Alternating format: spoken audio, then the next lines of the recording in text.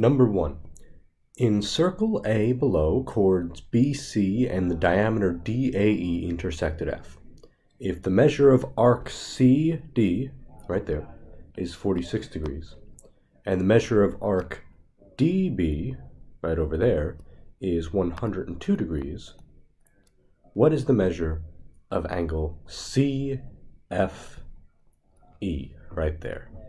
Well, that is an angle formed by intersecting chords. And if I think about my circle rules, when I'm looking for one of those angles, the rule is I could take both the arcs that those angles intercept, and the angle formed by those chords is equal to the sum of the arcs divided by 2. So in this case, angle CFE is equal to angle DFB. Those are the same. So the two arcs I want to be looking at are DB and CE.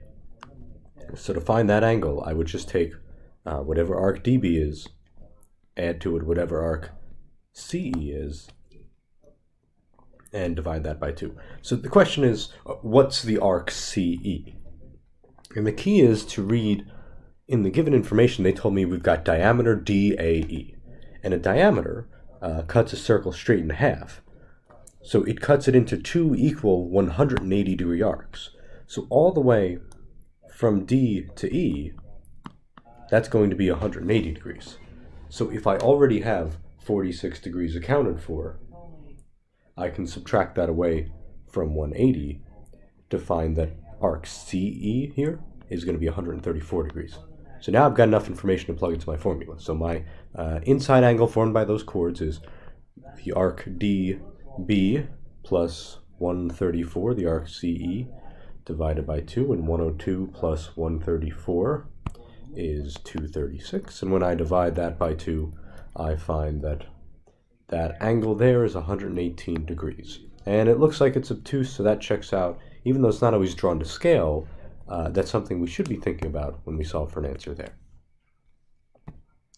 Number 2, in the diagram below, circle K, secant PLKE, secant lines, just a line that intersects your circle twice, and tangent PZ are drawn from external point P. If the measure of arc LZ, right in there, that little arc, is 56 degrees, state the degree measure of angle P. So that's what we're looking for there. Well, remember, anytime I've got an outside angle, whether it's formed by two secants, two tangents, a secant and a tangent, when that angle enters the circle, it forms a small arc, and when it exits the circle, it intercepts a larger arc. So I'm going to call this my my big arc, and that arc in there is my small arc. And remember, for any outside angle, I would take my big arc minus my small arc and divide it by 2. So it's just a matter of determining which rule to use based off of those circle rules. Now, I know my small arc here is 56 degrees. But when angle P exits the circle, it creates this arc EZ here. So if I could figure out what that arc is, that would be my big, I know my small, and I could subtract them and divide by 2. The key here again is if I'm talking about circle K, I know K represents the center point, which in turn means that EL would be a diameter because it's a chord that goes through the center. And if it's a diameter, again, I know this whole arc is 180 degrees. So if I subtract away 56 from 180, I find that the missing arc there should be 124 degrees. And that's going to be my big arc. So angle P is going to be equal to my big arc minus my small arc divided by 2. So 124 minus 56 is 68 degrees, divided by 2 is 34 degrees. So that's the measure of my outside angle there. Number 3, lines AE and BD are tangent to circles O and P at AE, B, and D, shown in the diagram below. If AC to CE is in a ratio of 5 to 3, which means I could label AC is 5x and CE is 3x. And the whole length of BD is 56. Determine and state the length of CD. So just that small piece there. So it's a lot to take in, but let's think about what circle rule might help us proceed here. And I'm talking about tangent lines, and I'm talking about the lengths of them. And remember that anytime I draw two tangents from an external point on a circle, those tangents are equal. So I'm going to use the snow cone theorem here to help me out. So whatever AC is, I know that's the same length as BC. And whatever CD is, I know that's the same length as CE. That's two snow cone theorems back to back.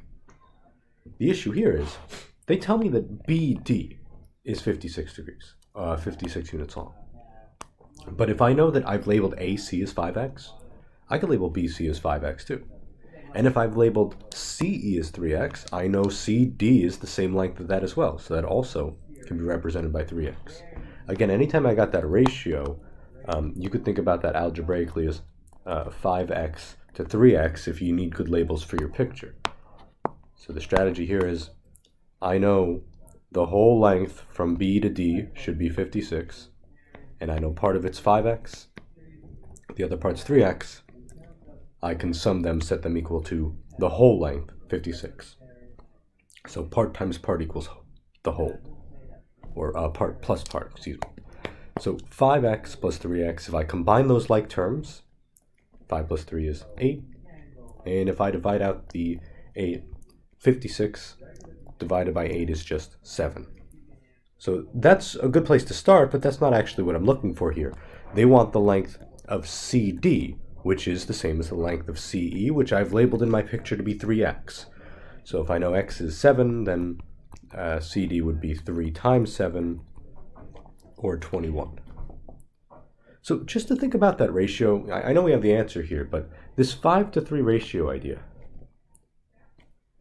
means that when I take my numbers, so in this case, 5 times 7 would be 35, and 3 times 7 is 21.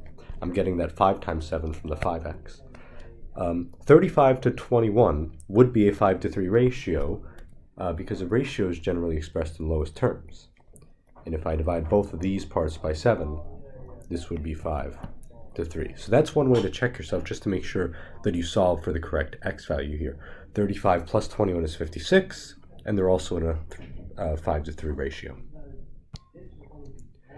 Number 4. In the diagram below of circle O, secant ABC and tangent AD are drawn. Remember, tangent just intersects your circle once, and a secant intersects it twice.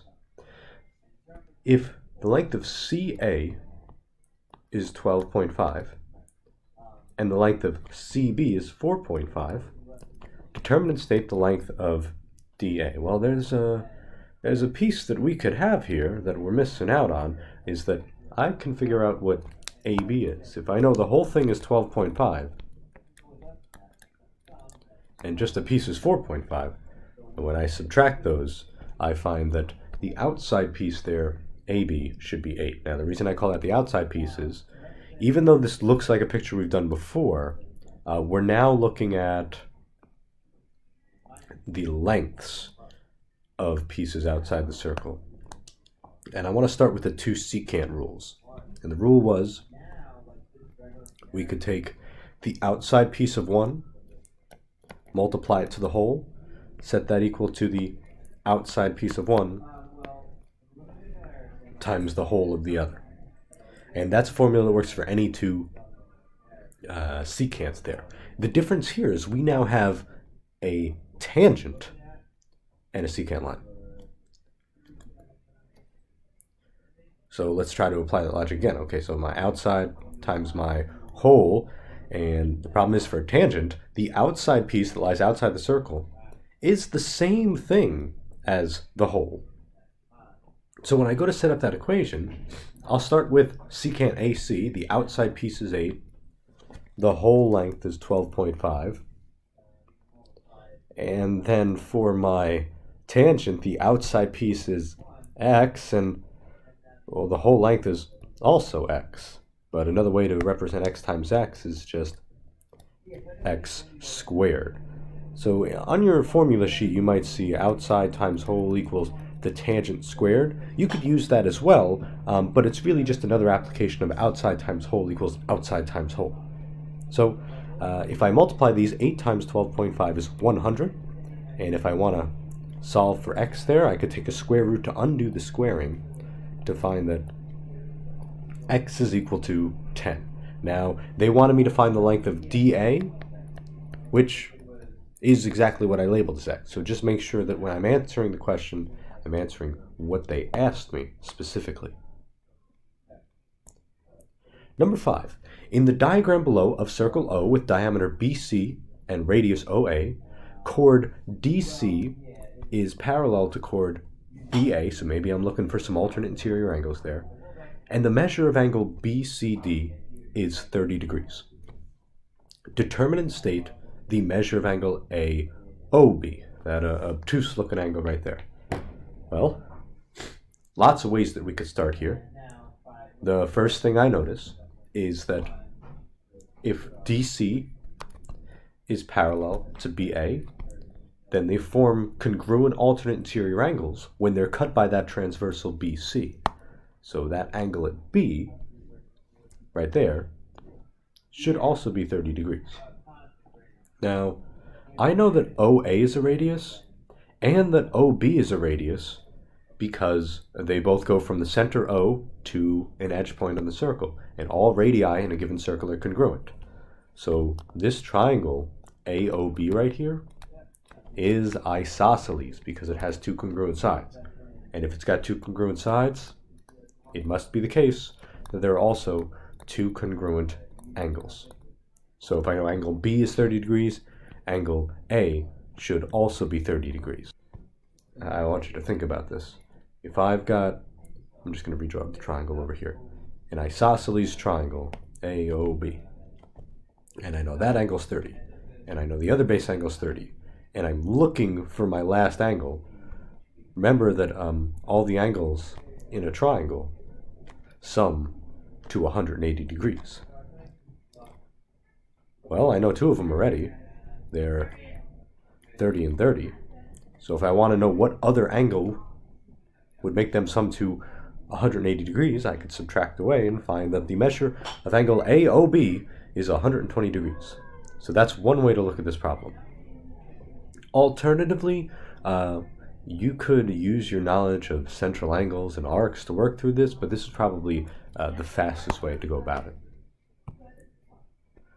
Number 6, in the diagram below of circle O, chord DF bisects chord BC. Remember, a chord bisector divides the chord into two congruent parts.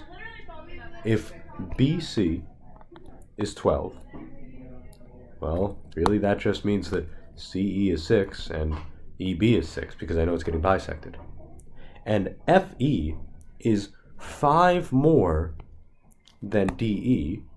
More than is in telling me I have to do some addition here. And if I don't know the length of DE, I could just label that as x. So I could label that as x. And label FE as x plus 5. And the question is, what is the length of FE here? So let's think about what rule would help us. I've got two intersecting chords, and I know it's part times part, so A times B equals C times D. If I've got two intersecting chords and I'm talking about lengths, I could just multiply them across. So let's see what happens here when I do this. I could say that 6 times 6 is equal to x times x plus 5. Or, if I distribute the x in there, I've got x squared plus 5x, and then I've got 36 on this side of the equal sign. So this is going to end up being a quadratic, where I want to get one side equal to 0, and now I'm going to put my factoring cap on, where I'm going to think about, okay, well, this is a quadratic, I know it should factor nicely, I want to find two numbers that add to positive 5 and multiply to negative 36. So let's go through a couple pairs. I know 6 and negative 6 multiply to 36, but they're not going to add to 5.